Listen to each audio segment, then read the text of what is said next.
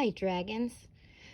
Today I'm going to read this cute story by Vera B. Williams, A Chair for My Mother. I love this story because I love the illustrations and the borders that the author puts around, but mostly I just love this story because it's a story of cooperation and working together and helping each other over a long period of time when things aren't great and making the best of it.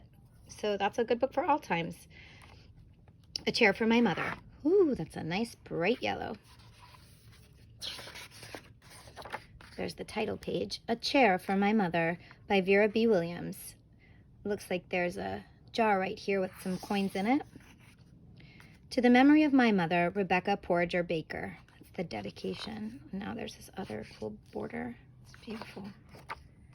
The Blue Tile Diner. There's a little girl standing outside. Looks like there's a lot of people on stools inside the diner. I see good things to eat and someone behind a cash register. My mother works as a waitress in the Blue Tile Diner. After school sometimes, I go to meet her there.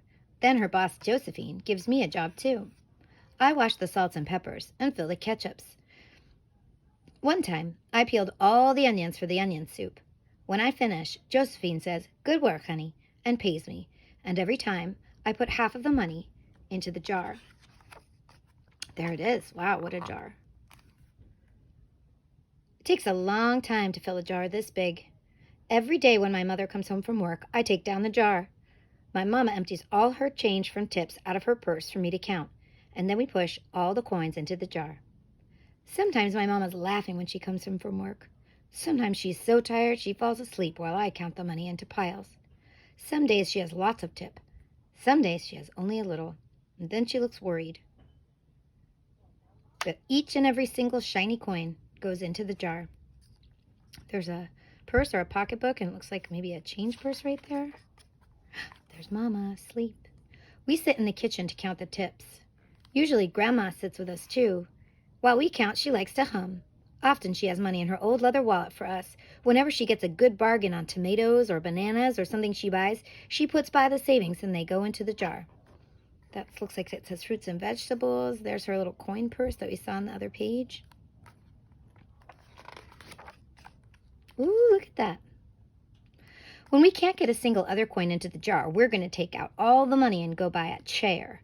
Yes, a chair. A wonderful, beautiful, fat, soft armchair. We'll get one covered in velvet with roses all over it. We're going to get the best chair in the whole world. That's because our old chairs burned up. There was a big fire in our other house. All our chairs burned. So did our sofa. And so did everything else. That wasn't such a long time ago. My mother and I were coming home from buying new shoes. I had new sandals. She had new pumps. We were walking to our house from the bus. We were looking at everyone's tulips. She was saying she liked the red tulips, and I was saying that I liked the yellow ones. And then we came to our block. Oh my. Right outside our house stood two big fire engines. I could see a lot of smoke. Tall orange flames came out of the roof. All the neighbors stood in a bunch across the street. Mama grabbed my hand, and we ran. My Uncle Sandy saw us and ran to us. Mama yelled, "Where's Mother?" I yelled, "Where's my grandma?" My Aunt Ida waved and shouted, she's here, she's okay, don't worry." Grandma was all right. Our cat was safe too, though it took a little while to find her. But everything else in our whole house was spoiled. There's a cat hiding in the trash can. What was left of the house was turned to charcoal and ashes. We went to stay with my mother's sister, Aunt Ida, and Uncle Sandy. Then we were able to move into a new apartment downstairs. We painted the walls yellow. The floors were all shiny, but the rooms were very empty. The first day we moved in, the neighbors brought pizza and cake and ice cream, and they brought a lot of other things too. The family across the street brought a table and 3 kitchen chairs. The very old man next door gave us a bed from when his children were little. My other grandpa brought us this beautiful rug. My mother's other sister, Sally, had made us red and white curtains. Mama's boss, Josephine, brought pots and pans, silverware, and dishes. My cousin brought me her own stuffed bear.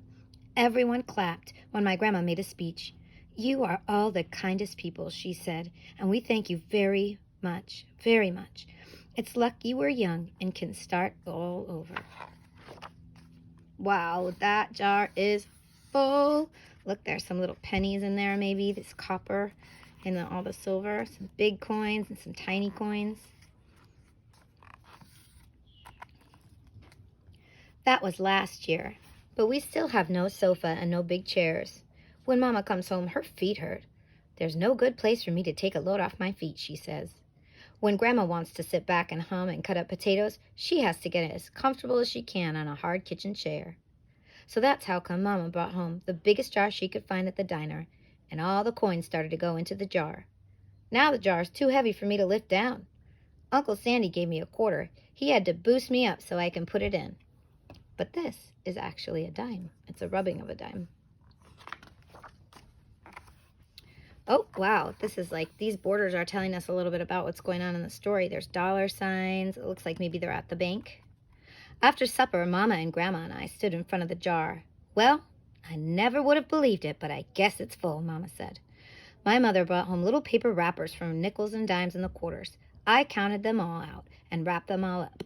On my mother's day off, we took all the coins to the bank. The bank exchanged them for $10 bills, and then we took the bus downtown to shop for our chair. I remember doing that when I was a kid. My grandmother would give me the paper rolls to put in all the coins, and it was so exciting. Look at this. Grandma came with them. This says the home store, but we're inside the store, so it's backwards. We shopped through 4 furniture stores. We tried out big chairs and smaller ones, high chairs and low chairs, soft chairs and harder ones. Grandma said she felt like Goldilocks and the 3 bears trying out all the chairs. Finally, we found the chair we were all dreaming of, and the money in the jar was enough to pay for it. We called Aunt Ida and Uncle Sandy. They came right down in their pickup truck to drive the chair home for us. They knew we couldn't wait for it to be delivered. I tried out our chair in the back of the truck. Mama wouldn't let me sit there while we drove, but they let me sit in it while they carried it up to the door. There they are. We sat in the chair right beside the window with the red and white curtains. Grandma and Ma and I all sat in it while Aunt Ida took our picture. Now Grandma sits in it and talks with the people going by in the daytime. Mama sits down and watches the news on TV when she comes home from her job. After supper, I sit with her, and she can reach right up and turn out the light if I fall asleep on her lap. It's so nice. And here it is at the end. There's the picture of Grandma and the mom and the little daughter, and there's a silly picture of them. I love that book. I love how that whole family and all their friends came together to help each other, and it was okay. It took a long time, but everyone got back on their feet, and they did it together. I think we can do that now, too. Can all pitch in. I hope you guys read this story on your own. A Chair for My Mother.